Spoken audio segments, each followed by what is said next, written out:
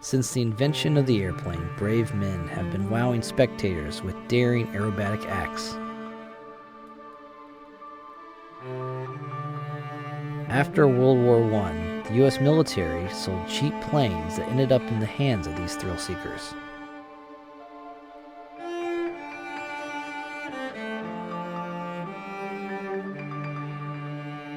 The 20s and 30s that followed are considered to be the golden age of wing walking. Men and women performed stunts without any safety equipment at all.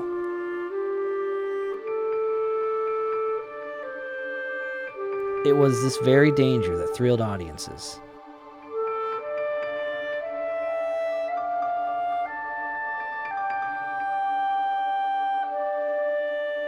Most modern wing walkers now use a wire to protect them if they fall. But not Tony Kazian. Kids, don't try this at home.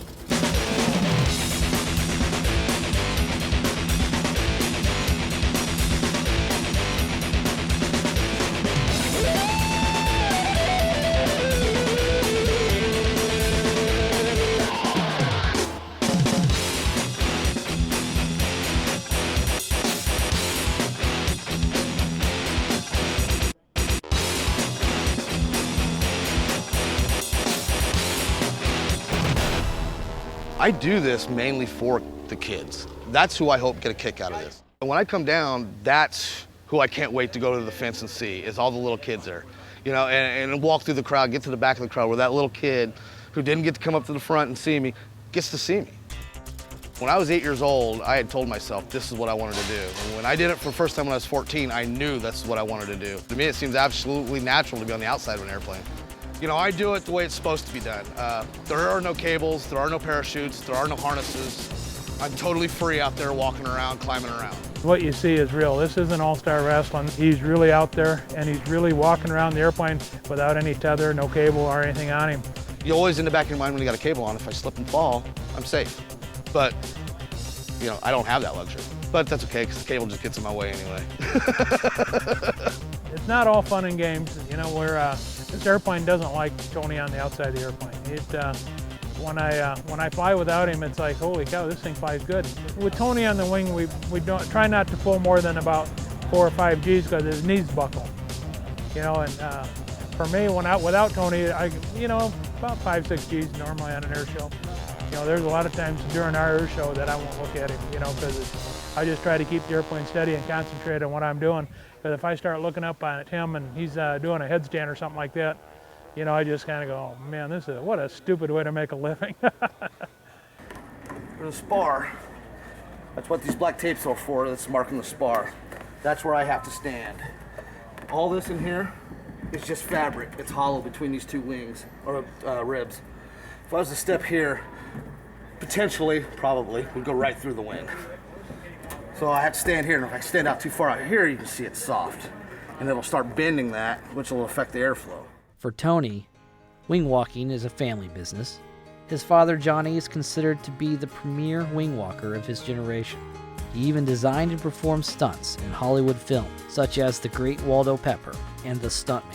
Johnny, who started wing walking in 1965, was a trapeze performer at the age of 7 and learned to fly while in the military.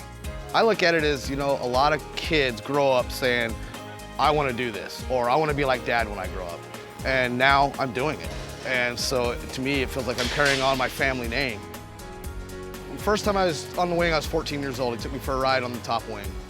And when I turned 20, he decided to start teaching me and put a cable on me and sat there and just on the ground, a lot of work on the ground, and then finally up in the air. And the plane I learned to wing walk on had a front cockpit, and he'd sit in the front cockpit and he would direct from there, you know, come to me, go away, come to me, go away, climb up, climb down, over and over and over for months before I was finally able to do this. Well, I took my son up for the first time when he was 18 years old. He went up for a ride. And I told him when he came down, I said, there's 2 things you're gonna do when you come down, 1 of 2 things.